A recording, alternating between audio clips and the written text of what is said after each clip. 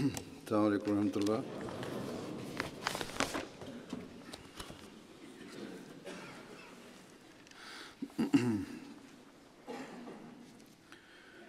أشهد أن لا إله إلا الله وحده لا شريك له وأشهد أن محمدًا عبده ورسوله أما بعد فأعوذ بالله من الشيطان الرجيم بسم الله الرحمن الرحيم الحمد لله رب العالمين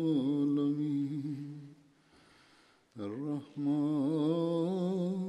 الرحيم مالك يوم الدين إياك نعبد وإياك نستعين اهدنا الصراط المستقيم صراط الذين أنعمت عليهم غير المغضوب عليهم ولا الضالين.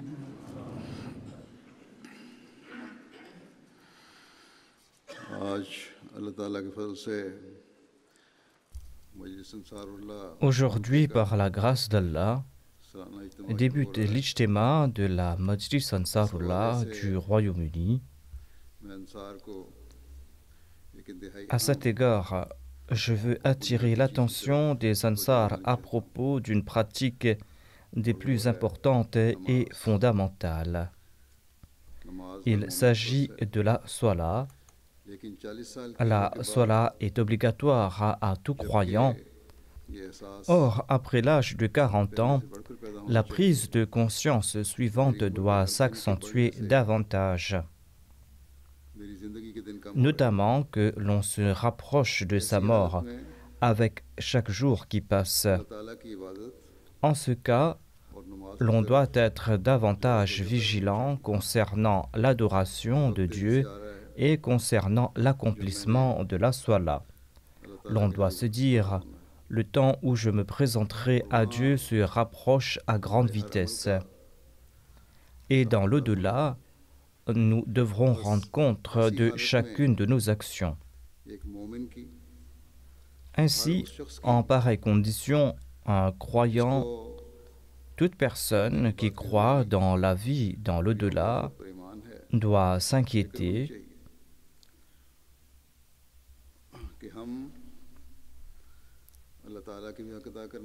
il doit s'inquiéter concernant l'acquittement de ses devoirs envers Dieu et envers ses créatures.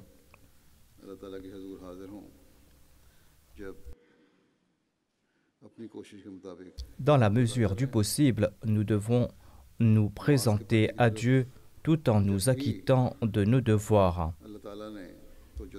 Là où Allah l'exalté nous a conscientisés concernant la Salah, il nous recommande d'être réguliers dans cette pratique et il nous recommande aussi d'accomplir toutes ces Salahs, toutes ces prières aux heures prescrites et en congrégation. Il nous enjoint d'accomplir la qiyam de la Salah, c'est-à-dire d'être assidu dans la Salah. Et la qiyam de la Salah signifie l'accomplir aux heures prescrites et l'accomplir en congrégation.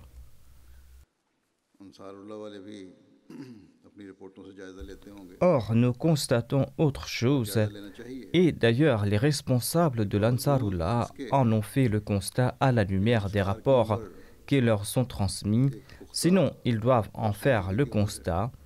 Le constat est qu'en dépit du fait que l'on se joint à l'Ansarullah à un âge mature et sage, les membres de cette organisation ne sont point vigilants comme il le faut à propos de la Salah.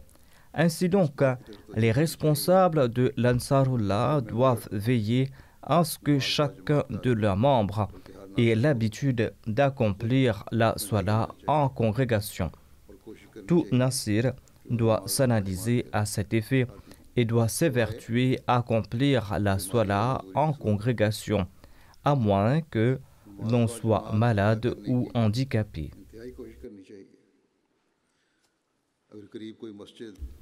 Sinon, l'on doit s'évertuer à accomplir la Salah en congrégation.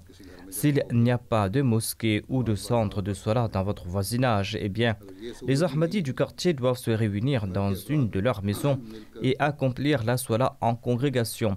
Si vous ne disposez pas de cette facilité, les membres de la famille doivent prier en congrégation. Les enfants et les adolescents comprendront par ce faire l'importance de la Salah en congrégation.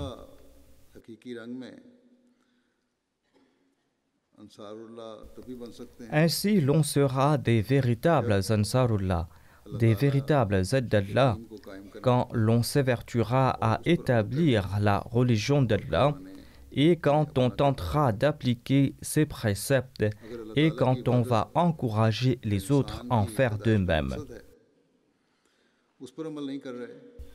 L'adoration d'Allah l'exalté est le but même de la création de l'homme.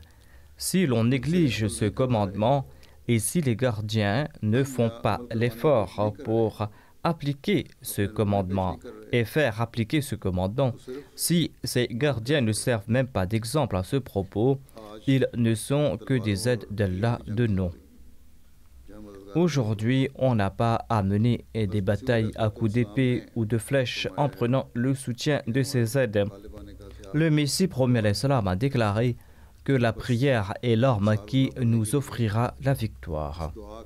Ainsi, pour être des Ansarullah, des aides d'Allah, nous allons devoir avoir recours à cette arme qu'est la prière. Et pour ce faire, nous allons devoir utiliser la méthode prescrite par Allah afin d'user de cette arme.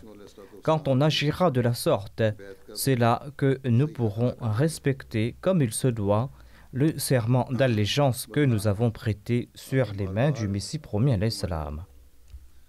Sinon, le Messie promis à l'Islam a déclaré à maintes reprises que si l'on négligera ses conseils, si l'on ne se réformera pas, si l'on ne respectera pas les exigences des actes d'adoration, lui prêter serment d'allégeance ne servira à rien. Ainsi donc, tout Nasir doit accomplir son introspection et il doit analyser jusqu'à quel point il est en train de respecter les exigences de la Salah et jusqu'à quel point sert-il de modèle à ses enfants. Quel est l'état de leur Salah? Il doit se demander.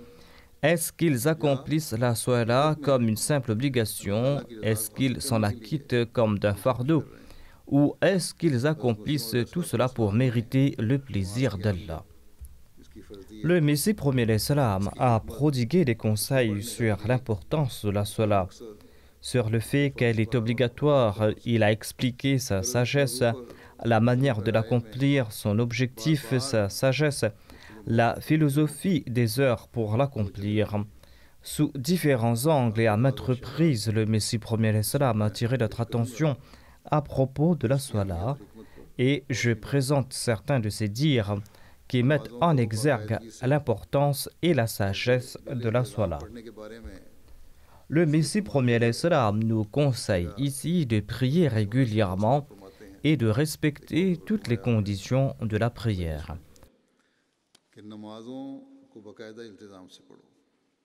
Dans une rencontre, il a déclaré « Observez les services de prière régulièrement.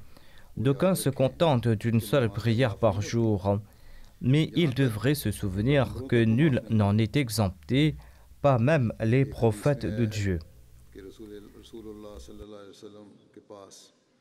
Et il est rapporté dans ce hadith qu'une compagnie d'hommes qui venaient d'embrasser l'islam demanda au saint prophète sallallahu alayhi wa sallam d'être dispensé de la Salah. Celui-ci fit la remarque suivante: une religion qui ne requiert pas l'action n'est pas une religion du tout. Souvenez-vous de ce point et conformez vos actions aux commandements divins. Selon Allah, la pérennité des cieux et de la terre, par son décret, est un de ces signes.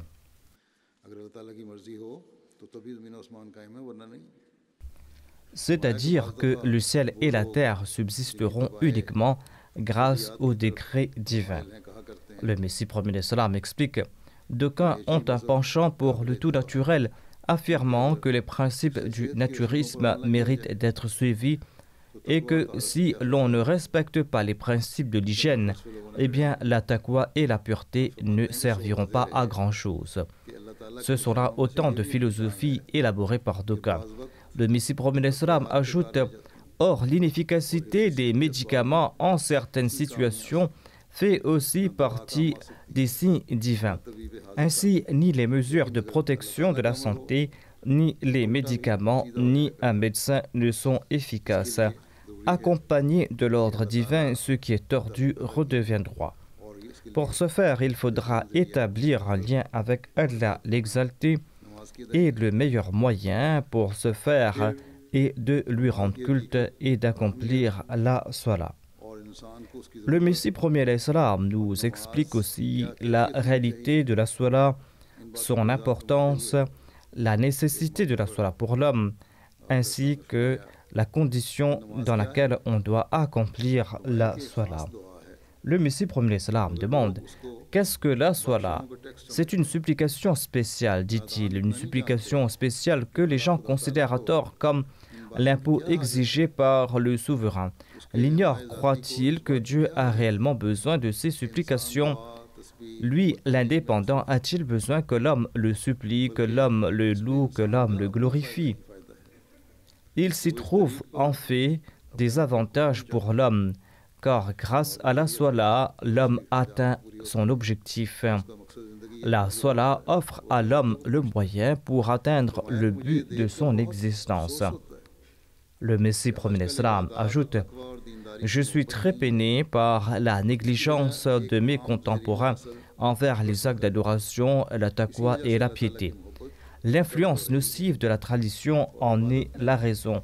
Ceci a refroidi l'amour d'Allah, et l'on ne tire pas des actes d'adoration la saveur qui en découle.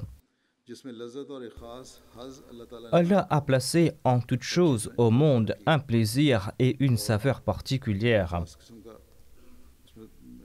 Il y a une saveur, un plaisir en toute chose que Dieu a créé. Le Messie premier l'Islam ajoute: le malade n'apprécie pas la saveur d'un mets succulent. Ce repas succulent est pour lui amer ou insipide. En raison de leur maladie, la plupart des souffrants perdent toute sensation gustative. Le Messie premier l'Islam explique: ceux qui ne savourent pas leurs actes d'adoration et qui n'en tirent aucun plaisir doivent se soucier de leur maladie. S'ils ne tirent aucun plaisir de la salat, cela signifie qu'ils sont malades. Le Messie premier l'Islam explique: ils sont malades car Dieu a placé du plaisir en toute chose qu'il a créée. Ayant conçu l'homme pour son adoration, comment est-ce possible que celui-ci ne tire aucun plaisir du culte divin? Certes, cette saveur existe. Or, il faut aussi qu'il y ait des gens pour en profiter. Allah déclare: وَمَا خَلَقْتُ الْجِنَّ وَالْإِنسَ إِلَّا لِيَعْبُدُونَ. Étant donné que la raison d'être de l'homme est le culte divin, il est essentiel qu'il s'y trouve un haut degré de plaisir et de félicité. Le culte divin doit être accompagné de grands plaisirs, sinon Allah l'aurait créé pour rien. S'il ne comporte ni plaisir ni avantage, comment l'homme pourra-t-il l'accomplir? Le Messie premier l'Islam ajoute: ce concept est aisément compris grâce à nos expériences et notre vécu au quotidien. Voyez à titre d'exemple les féculents et les autres aliments créés pour l'homme. Leur consommation n'est-elle pas pour lui source de plaisir? Ne possède-t-il pas des papilles gustatives pour tirer plaisir de cette saveur et de ces sensations? ne savourent-ils pas la vue de belles choses du monde des plantes ou du monde des minéraux? Est-ce qu'ils ne savourent pas la vue des plantes, des fruits, des montagnes, des belles choses, des animaux ou des êtres humains? Certainement, ils en tirent plaisir.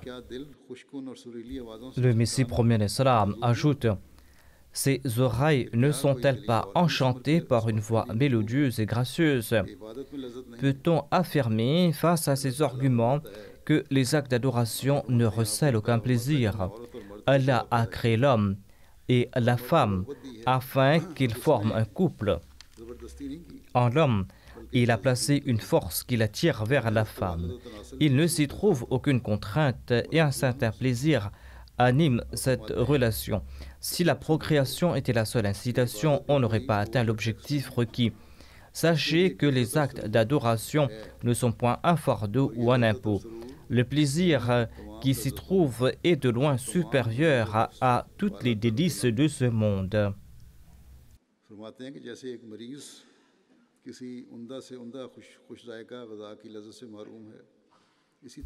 Le malade ne savoure point un mets succulent, de même l'infâme ne tirera aucune saveur de l'adoration de Dieu.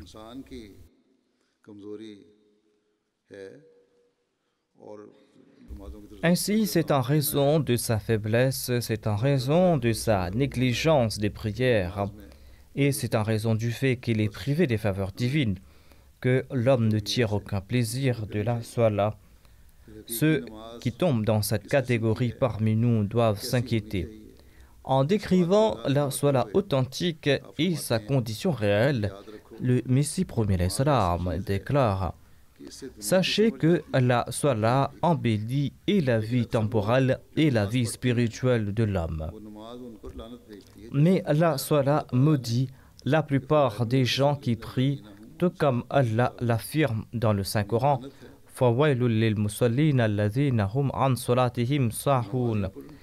c'est-à-dire que maudits soient ces adorateurs qui ignorent la réalité même de la Salat.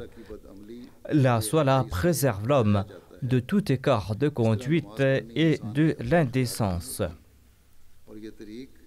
Or, l'homme n'est pas à même d'accomplir une Salat de cette envergure. Sans l'aide divine, il ne pourra adopter cette méthode. Sans des supplications incessantes, il ne pourra faire naître en lui cette humilité et cette déférence. Afin d'atteindre le stade où il sera à l'abri de tous les péchés, l'homme doit faire des efforts et tenter de profiter de l'aide divine. L'humilité et la déférence sont des qualités essentielles pour ce faire. Le Messie premier l'Islam explique: c'est pour cette raison que vous devrez vous consacrer matin et soir et à chaque instant à la prière. Pour tirer du plaisir de la Salat, il faut tenter d'attirer les faveurs divines. Il faut d'ailleurs se prosterner devant Allah l'exalté afin de quémander ses faveurs. Tout en marchant, tout en vaquant à ses occupations, il faudra se consacrer à son souvenir et le solliciter en toute humilité. L'on savourera ces Salats lorsqu'on passera par cette condition. Le Messie premier l'Islam nous présente la raison pourquoi on ne tire pas plaisir de la Salat, qu'on ne la savoure pas, et la solution. Il dit que je constate que d'aucuns sont négligents et paresseux dans l'accomplissement de leur Salat, car ils en ignorent le plaisir et la saveur que Dieu y a placés. Cette paresse et cette négligence sont encore plus importantes dans les villes et les grands villages. Ceux qui habitent dans de grandes agglomérations et qui sont très occupés négligent davantage la Salat. 50% des gens ne se prosternent pas devant leur maître véritable avec l'attention requise et un amour sincère. La question est: pourquoi ignorent-ils ce plaisir? Jamais ils n'y ont goûté. Les autres religions ne présentent pas pareil précepte enjoignant un culte régulier. D'aucuns ne veulent pas entendre l'appel du muezzin quand ils sont pris par leur travail.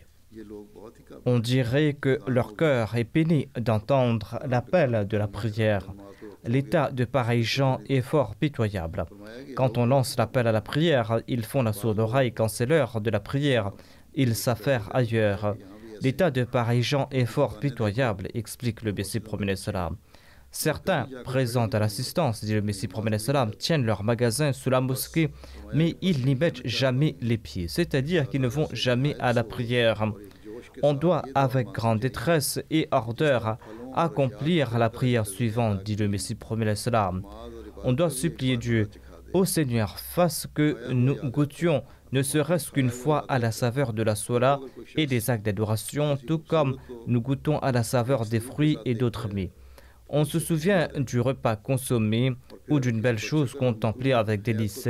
De même, l'on se souvient d'une scène laide et horrible en ressentant les mêmes sensations de la première vision. Or, sans lien, l'on ne retient rien. L'on se souvient de la beauté et de la laideur d'un objet en raison de l'attention qu'on y a portée au moment de l'avoir contemplé, mais s'il n'y a pas de relation, cela n'aura aucun effet et l'on ne se souvient de rien.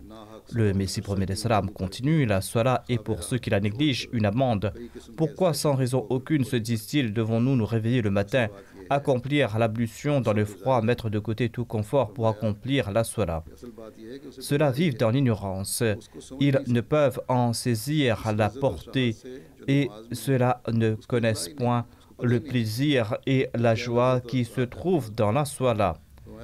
Comment pourront-ils se délecter de cette sola? Je constate, dit le Messie promené salam, je constate qu'un ivrogne avalera verre après verre afin de connaître l'ivresse. Le perspicace et le sage tirent profit de cet exemple, à savoir qu'il doit persévérer dans ses actes d'adoration. Il doit persévérer dans ses actes d'adoration et implorer Dieu afin de tirer plaisir de la sola. Il doit accomplir la sola jusqu'à qu'il en tire plaisir. Le plaisir de l'ivresse est l'objectif principal de l'ivrogne. L'esprit et toutes les aptitudes du croyant doivent être consacrés à la prière et à l'acquisition de ce plaisir. L'homme doit user de toutes ses aptitudes afin de tirer plaisir de sa sola. Animé de sincérité et d'ardeur, on doit ressentir tout au moins une détresse et une peine ressemblant à celle de l'ivrogne, pour que naisse la supplique adressée à Dieu, lui demandant d'accorder ce plaisir. Il faut qu'il y ait cette détresse et cette peine, afin que naisse cette prière adressée à Dieu, lui demandant d'accorder ce plaisir. Certainement, l'on en tirera du plaisir suite à des efforts incessants en ce sens. En accomplissant la sola, le croyant doit tenter d'acquérir les avantages qui y sont liés et avoir à l'esprit l'état d'Ihsan. Allah déclare « Innal hasanati yudhibna sayyi'at » Les vertus chassent les mauvaises actions. Voilà ce qu'affirme Dieu. L'on doit supplier Dieu en ayant au cœur ses hasanat, ses vertus et ses plaisirs, afin de pouvoir accomplir la prière des siddiqines et des muhsinin. Il est dit dans ce verset que la vertu ou la sola chasse les péchés. Un autre verset affirme que la sola protège de l'indécence et du mal. Or, d'aucuns commettent des péchés en dépit de leur sola. Certes, ils prient, mais pas avec l'esprit ou la droiture nécessaire. Ils prient certes, mais pas avec l'esprit et la droiture nécessaire. Ils se cognent le front au sol par habitude et rituellement. Leur âme est morte et Allah ne leur a pas accordé le titre de Hasanat. En dépit de leur signification proche, Dieu a mentionné Hasanat et pas As-Salat dans ce verset, afin d'indiquer la vertu et la beauté de cette sola authentique qui chasse le mal et qui est accompagnée des faveurs divines.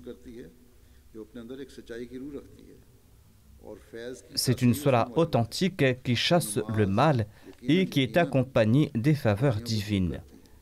La salat ne signifie pas uniquement se tenir debout ou s'asseoir. La salat ne signifie pas se tenir debout ou s'asseoir. Son essence est l'acte d'adoration qui accorde un plaisir immense. Le Messie premier Islam présente ici-bas la méthode pour acquérir cet esprit véritable de la salat, ainsi que le moyen pour en atteindre le but. Le Messie premier Islam explique que les différentes postures de la salat, le fait de se tenir debout, de s'incliner, de se prosterner ou de s'asseoir, ont pour but de favoriser l'acquisition de l'essence véritable de la salat. Le Messie premier Islam explique que les postures de la salat reflètent les mouvements de l'âme. L'homme doit se tenir debout devant Allah, l'exalté.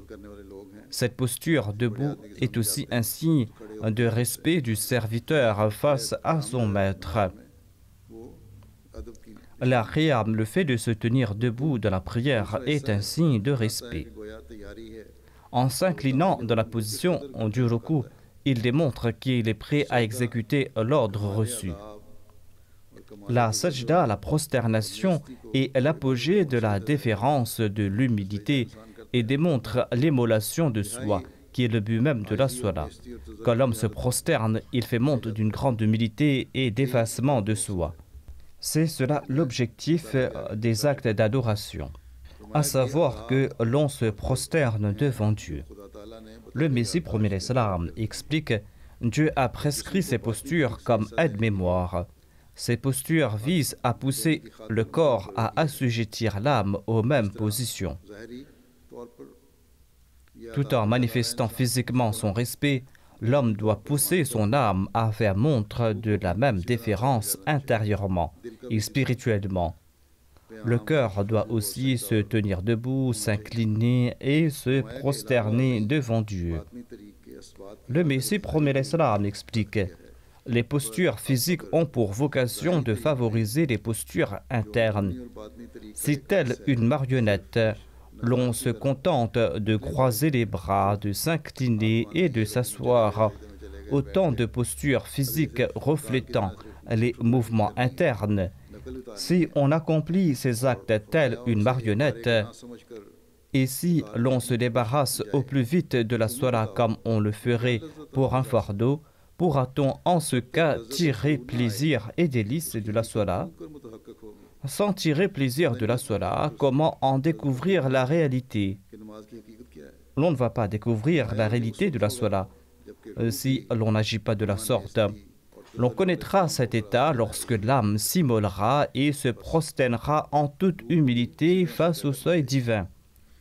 Ainsi, l'âme doit elle aussi se prosterner et tomber devant Allah, l'exalté, à l'instar du corps. L'âme doit répéter elle aussi les propos qu'énoncent les lèvres. Ces paroles doivent surgir des tréfonds du cœur. Le Messie premier Islam ajoute: en cet instant, l'adorateur connaît félicité et sérénité et se trouve baigné de lumière. J'explique cela davantage. L'homme traverse plusieurs étapes avant de naître. Avant de prendre l'aspect d'un sperme, il se trouve dans la forme de bloc élémentaire de celui-ci. Après l'état de spermatozoïde, il passe par plusieurs étapes avant de devenir enfant, jeune adulte et vieillard. En somme, lors de sa traversée en ces mondes à différentes époques, il doit témoigner de la raboubia d'Allah, c'est-à-dire de sa qualité de pourvoyeur, et il doit à tout instant en avoir cette image à l'esprit. Après cette prise de conscience, il pourra, face à la raboubia d'Allah, exprimer sa servitude en tant qu'adorateur. C'est-à-dire qu'on sera à même de s'acquitter de son devoir d'adorateur lorsqu'on va méditer sur les différentes étapes de sa croissance et du soutien accordé par Allah l'exalté. कि नमाज में लज्जत और सुरूर भी Le Messie prophète l'Islam ajoute: le délice que l'on tire de la Salat est tributaire du lien existant entre l'adorateur et son pourvoyeur.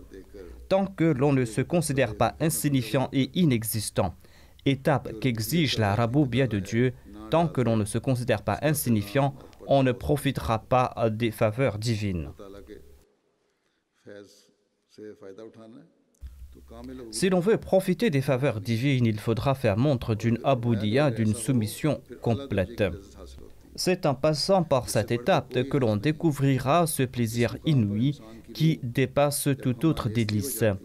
Lorsque l'âme humaine atteint le stade de renoncement, elle coule à l'instar d'une source dans la direction d'Allah l'exalté et coupe sa relation avec tout autre que lui. C'est là que l'amour de Dieu l'embrasse et un éclat particulier illumine cette union entre la passion de la raboubia qui vient du ciel et celle de la boudia qui monte d'ici-bas.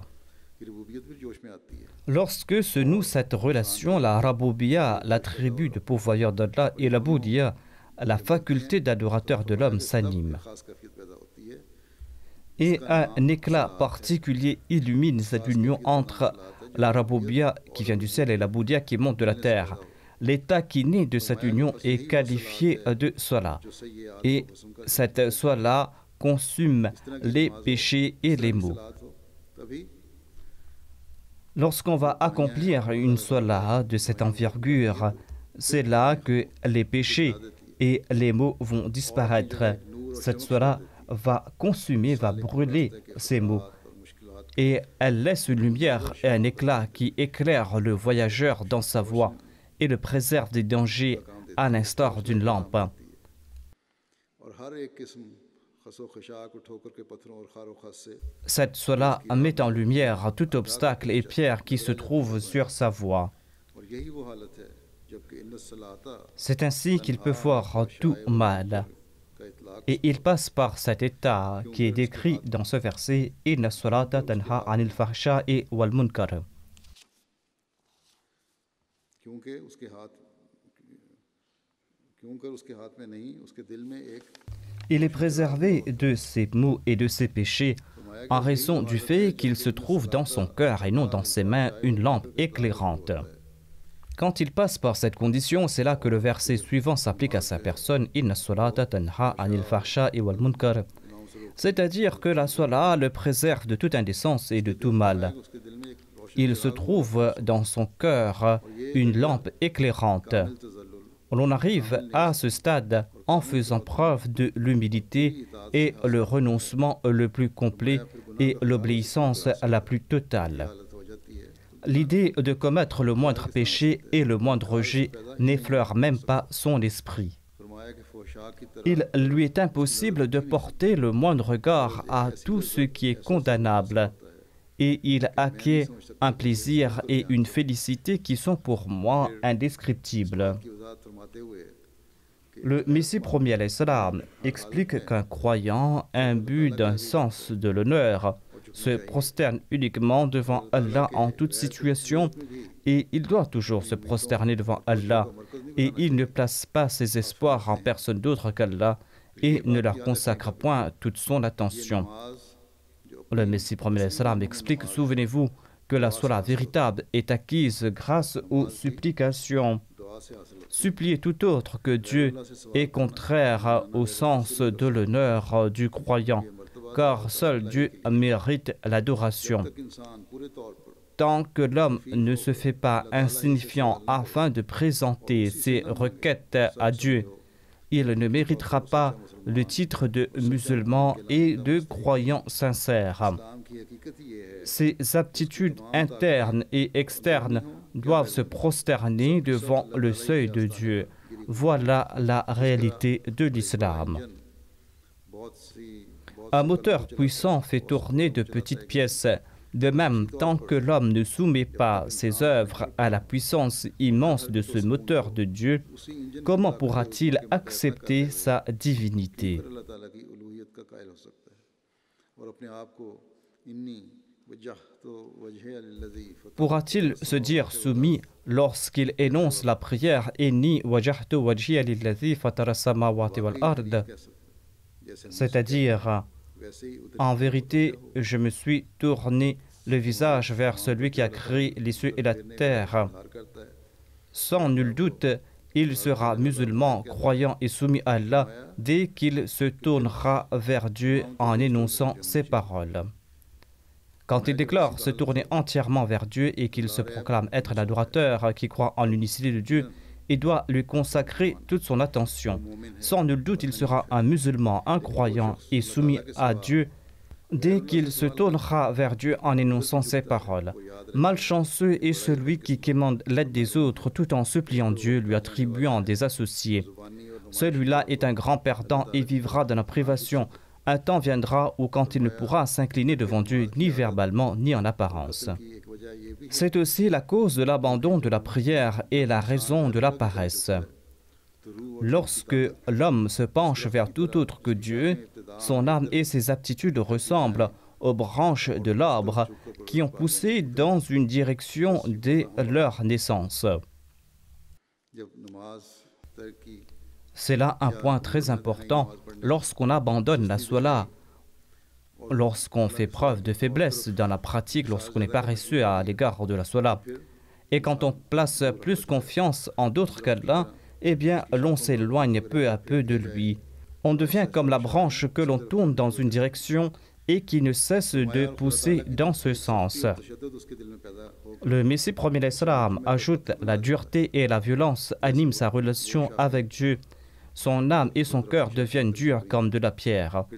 Il devient comme la branche qui pousse dans une direction et qui ne peut tourner dans une autre direction.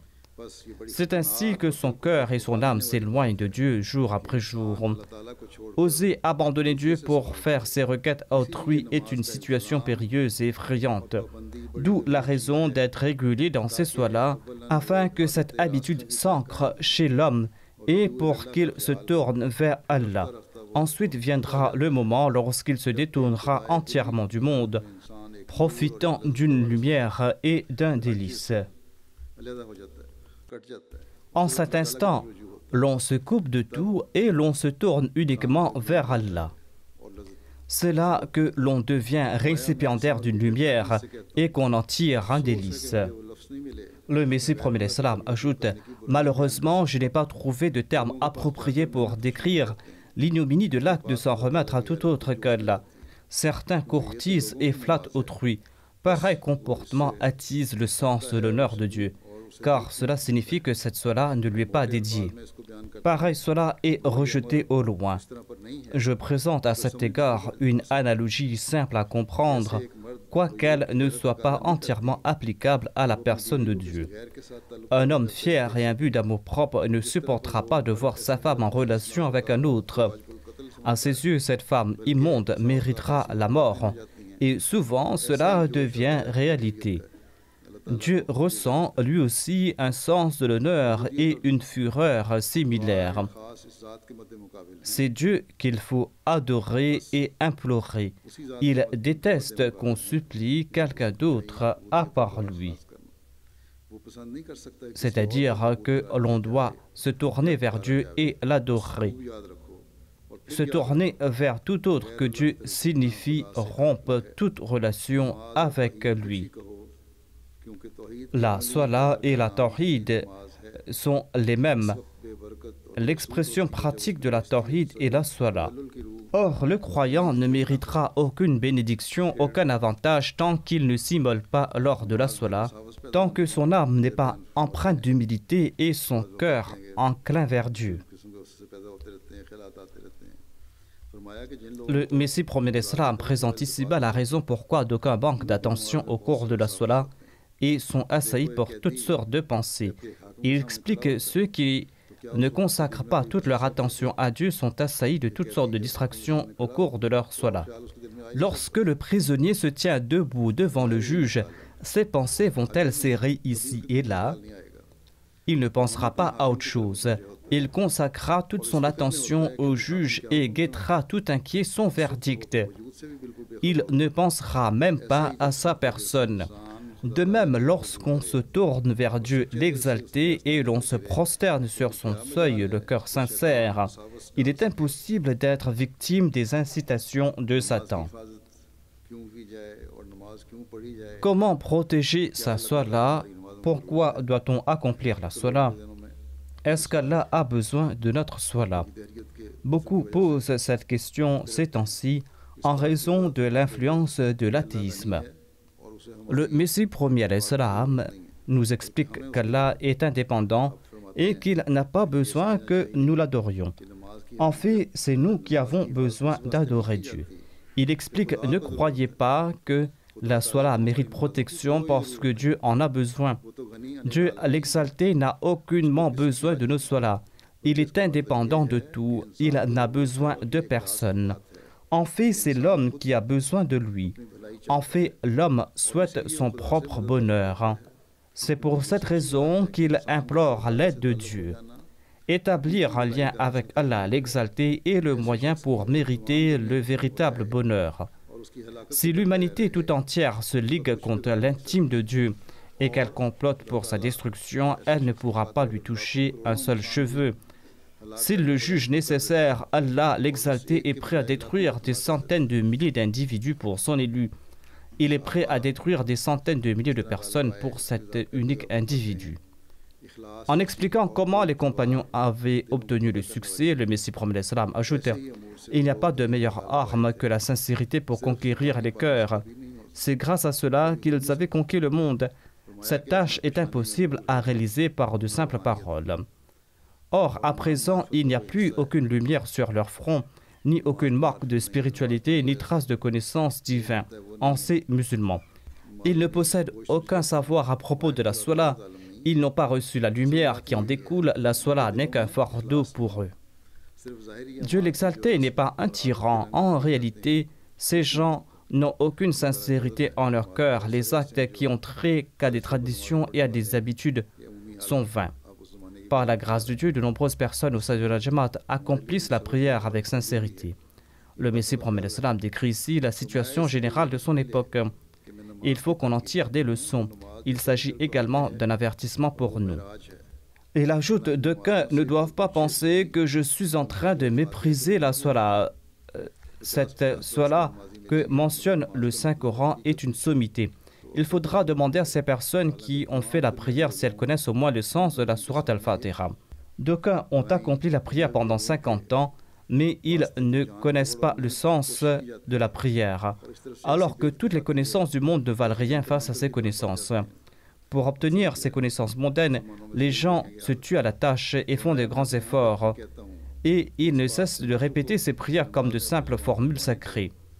Le Messie promet l'Islam déclare: je vous enjoins de faire des supplications de votre propre langue, que ce soit en langue ourdou, punjabi ou anglais, quelle que soit votre langue. Faites vos supplications en celle-ci. Mais il est important de réciter les paroles d'Allah l'exalté telles quelles. Il ne faut rien y ajouter de sa part. Récitez ces prières telles quelles et essayez de comprendre l'essence. De même, récitez les supplications prescrites dans la langue d'origine. Mais après avoir récité les versets du Saint-Coran, les supplications prescrites, vous pouvez demander Dieu dans la langue que vous préférez. Dieu connaît toutes les langues, il entend et il exauce. Si vous souhaitez que vos prières vous donnent satisfaction et vous procurent plaisir, il est important que vous priez dans votre propre langue. Mais souvent, on constate que les gens bâclent la salat et ensuite font des supplications. Dans une grande partie des pays musulmans, c'est une tradition chez les non-ahmadis de bâcler la salat, ensuite de lever les mains pour supplier Dieu. Le Messie promet l'Islam déclare: cela démontre que pour eux la salat est comme un impôt non légitime et que l'insincérité doit uniquement se manifester après la salat. Ils ne savent pas que l'office des 5 prières quotidiennes est en soi une supplication qu'il faut accomplir avec une grande humilité, une grande sincérité, une grande détresse. La clé de grandes œuvres se trouve dans la supplication. Le premier moyen permettant d'être récipiendaire des grâces divines est la supplication. Il ajoute: accomplir la salat comme une tradition, comme une habitude n'est pas profitable. Au contraire, Allah maudit de telles personnes tant que leur prière n'atteint pas le degré requis pour être acceptée. Allah a déclaré que la Salat de pareils gens les maudiront, car ils en ignorent la réalité et la signification. Les compagnons parlaient l'arabe et ils connaissaient parfaitement sa réalité. Mais pour nous, il est important d'en comprendre le sens et de tirer du plaisir de nos salats. Mais ceux-là croient qu'un autre prophète est venu et qu'il a abrogé la salat.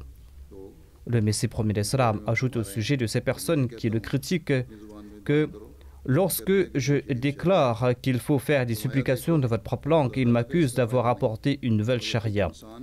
Écoutez, Allah ne tire aucun profit de cela. Au contraire, c'est l'homme qui en tire des bienfaits. Car il a l'opportunité de se présenter devant Dieu l'exalté. Et grâce à cela, il peut être épargné d'innombrables difficultés. Je suis surpris de voir comment ces gens passent leur vie, ceux dont les journées et les nuits s'écoulent, mais ils ignorent le fait qu'ils ont un Dieu. Gardez à l'esprit qu'une telle personne est détruite aujourd'hui et elle le sera également demain. Je vous fais part d'un conseil extrêmement important, si seulement les gens pouvaient le suivre. Regardez la vie s'écoule, abandonnez la négligence, soyez humble dans vos supplications. Faites vos supplications en solitude et demandez à Dieu l'exalté qu'il préserve l'intégrité de votre foi et qu'il soit satisfait et content de vous.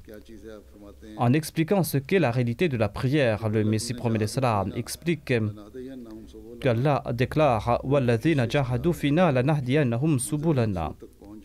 Faites de grands efforts dans sa voie, vous atteindrez votre objectif. Faites des efforts, faites un djihad. La repentance et l'istighfar sont des voies permettant d'arriver à Allah. Il faut prêter attention à cela. Allah promet de guider vers lui ceux qui s'évertuent dans sa voie. Allah l'exalté n'est avare à l'égard de personne. De parmi ces musulmans sont nés des gens pieux et sincères. Même aujourd'hui, les portes de sa grâce ne sont pas closes. Faites naître en vous un cœur sincère. Appliquez-vous dans vos salats, soyez constants et suivez mes enseignements. Moi aussi, je vais prier pour vous. J'enseigne exactement ce que le saint prophète, paix soit lui, a enseigné et ce que ses compagnons ont suivi. Aujourd'hui, les ermites ont créé des innovations, autant d'incantations et de pratiques ascétiques qui me déplaisent. De nombreuses personnes demandent quelles sont les supplications spéciales que l'on doit faire et quels sont les efforts spéciaux à accomplir. La pratique essentielle est la salat. Tout Ahmadi doit y consacrer son attention.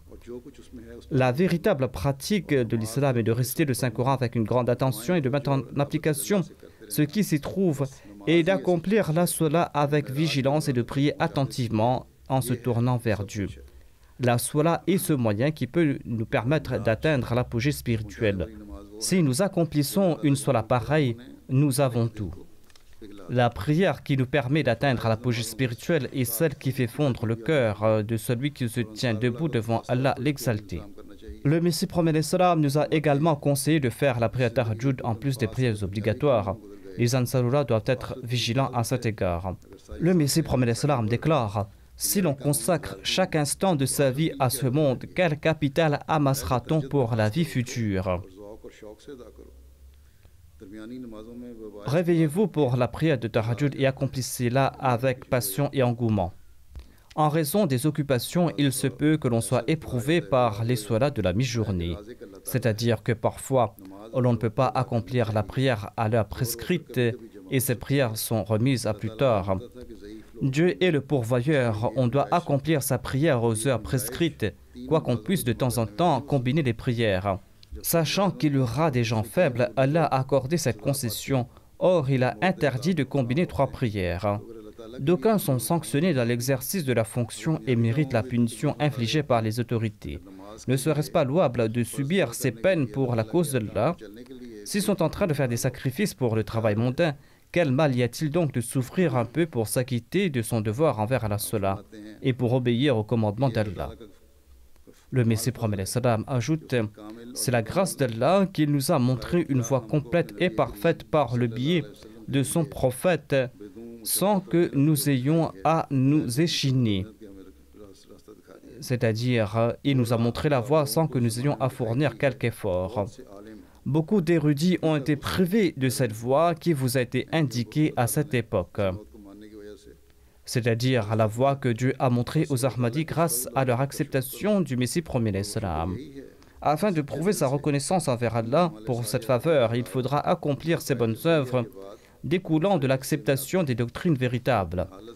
Implorez Dieu pour qu'il vous maintienne sur la voie de ces doctrines authentiques et qu'il vous accorde la possibilité d'accomplir de bonnes œuvres. Le jeûne, la salat, la zakat font partie des actes d'adoration. Du ciel, la salat a été enjointe pour ce monde. Le saint prophète sallallahu alayhi wa sallam a déclaré à cet égard: la salat est la joie de mes yeux. Le Messie premier l'Islam nous explique aussi comment parachever la tawhid.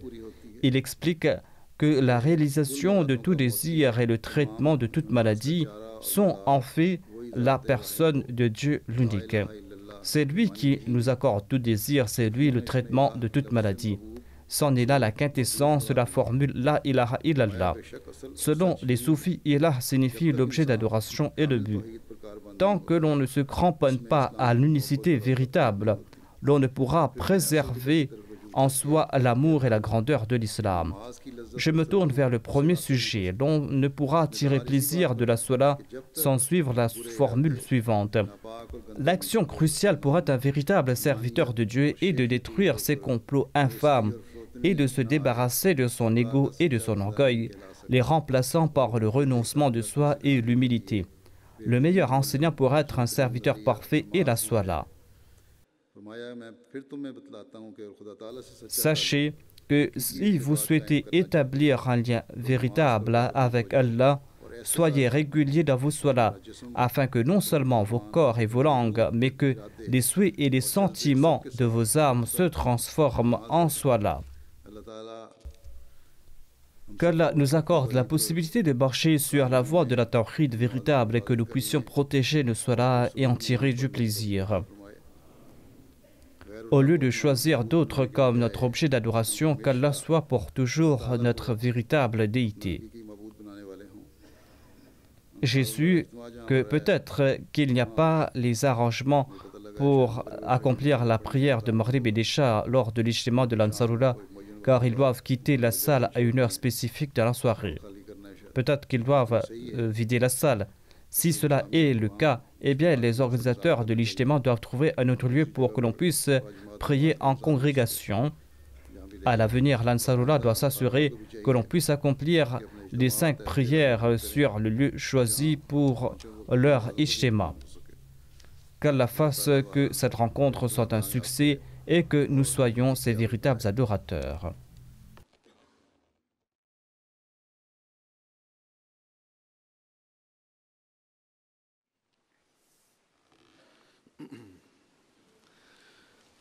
Alhamdulillah, nahmaduhu wa nasta'inuhu wa nastaghfiruhu wa nu'minu bihi wa natawakkalu alayhi wa na'udhu billahi min shururi anfusina wa min sayyiati a'malina.